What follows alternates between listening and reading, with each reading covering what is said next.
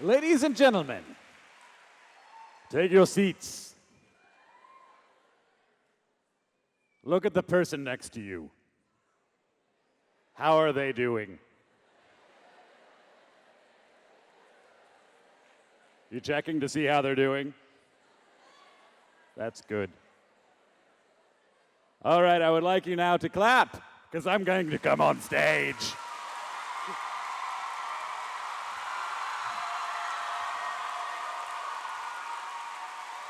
Hi.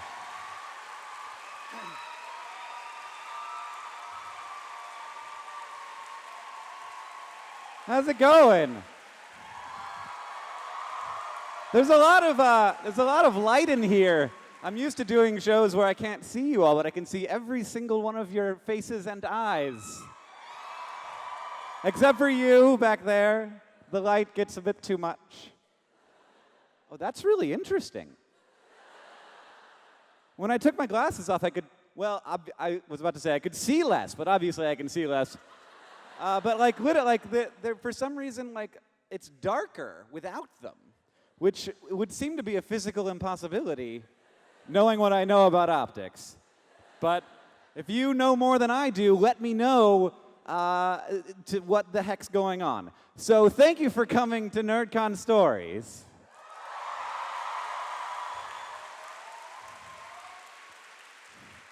It's really nice to see all of you, and it's really nice that you, oh, there I am. It's really nice that you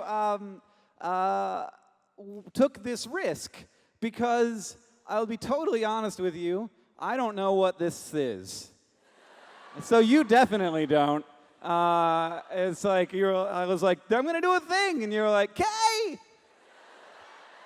See you there!" It's a nice thing for you to have done, because that's trusting. I'll try not to betray that trust.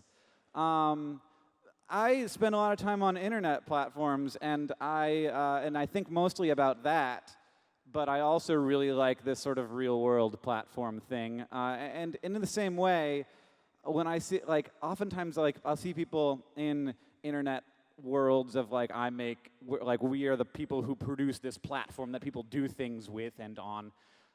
You get folks who think that they should be the ones defining how people use their platform because it's theirs and like they made the thing. But I've seen that is a dumb idea. And that in fact what you should do is be like, I made this.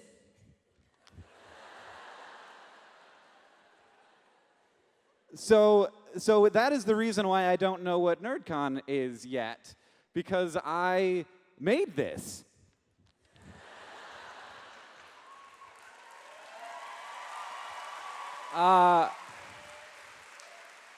I just, like, I feel like you get cool people in a place, and you let them, and so I'm watching very carefully from a secret room to see what you do and what you enjoy and what works and what doesn't, and because I want, to make a better one of these next year, possibly. I'm so glad that you already, so are you going to come next year? You haven't seen anything yet. Okay, well, I'll hold you to that. I will expect all of you back. Shoot, I got distracted. So I have some good news. In 2003, during the siege of Baghdad, I went in a different direction than you thought. There was a lot of looting that went on, and obviously, like, Baghdad is a very good place for history, for artifacts of a cultural nature, and some of that stuff was lost, and that's sad and a bummer. That's not the good news.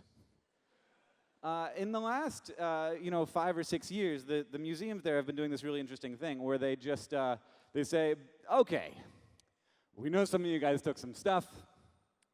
It's cool. Just bring it back and we'll buy it from you. Don't take it onto the black market and try to get like super top dollar for it because you might get killed. And also, we won't have it anymore. So the right thing to do is to come on by, and we'll give you some money for the thing. And I don't know how you got it. I don't care if it was your brother's uncle's cousin. Like, whatever, it's fine. Just bring it by. We won't ask any questions, which I think is really cool. And people come by, and they like, show up with their thing. And they're like, yeah. And then they haggle, and they sort of argue about how much it's worth. And then at the end, they give them like $200 or something. And you get this priceless cultural artifact back. And then I have $200, and I can get like a real nice dinner with my wife. And I think that this is a good policy, and it shows trust and fortitude.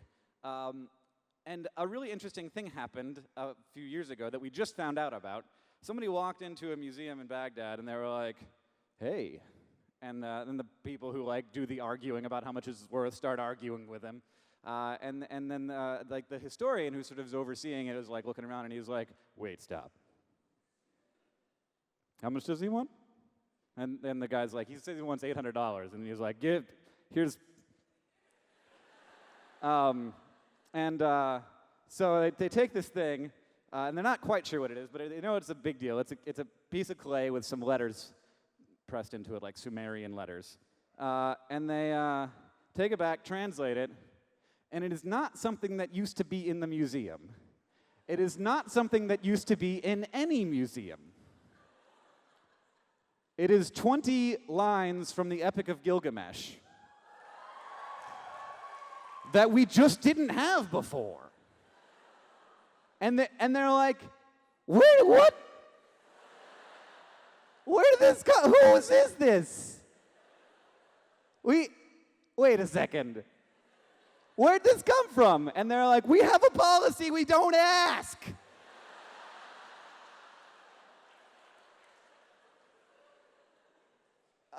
Because like it wasn't from looting, because nobody had it before. So they have these 20 new lines of the Epic of Gilgamesh. They translated it. It tells the story of Gilgamesh and his friend Enkidu going into the forest, and they kill a guy, and there's monkeys. It's great. And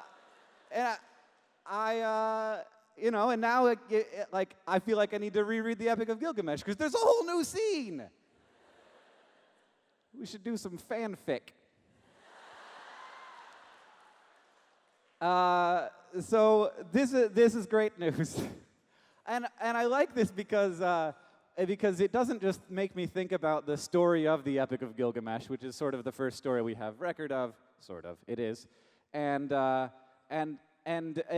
window that provides for us into the lives of and the worldviews of like our cultural and genetic ancestors, and I also like it because there's also the story of like every day of this piece of clay's past 3,000 years.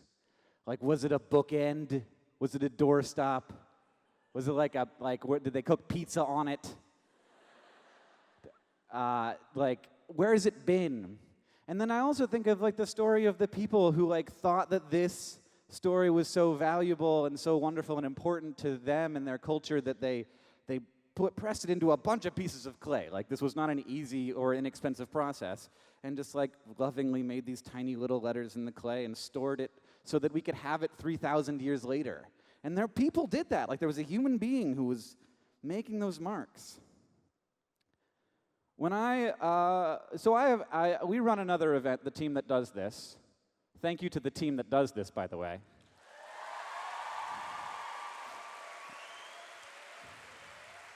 And so we do this other event in California around online video called VidCon, and we wanted to do another thing, and like basically I was like, okay, so I love this one thing, online video, and I do that. What if I'm going to do another event, which I really want to do? What is the thing that we should talk about? This is the part that I wrote stuff down for. So I wanted to find something that provides way more value in culture than we give it credit for. You know, like I feel a little bit like online video, like super culturally important. Don't get me wrong, I do that for a living. I'm not going to badmouth it. But I feel like, now VidCon's really big, and I feel like it's getting like a lot of like love and support. What's the thing that provides all that value and that is extremely important to the fabric of society, but we don't give it all that credit? And the idea of the story jumped out at me, and knowing some authors and knowing that they're very much like, I got a day job, I put words on pieces of paper, and it's just sort of like, I feel like they're underappreciated. I want to love them more. I want to revel in that thing more, because thanks.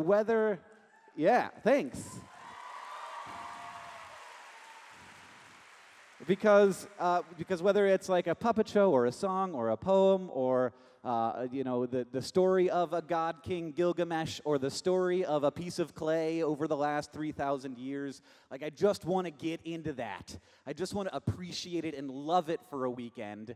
And so that's the thing that I decided that we would do. And I wrote here a thing that I wanted to say, because I think that stories and each other are the most valuable things that we have. And now I would like to bring out on the stage our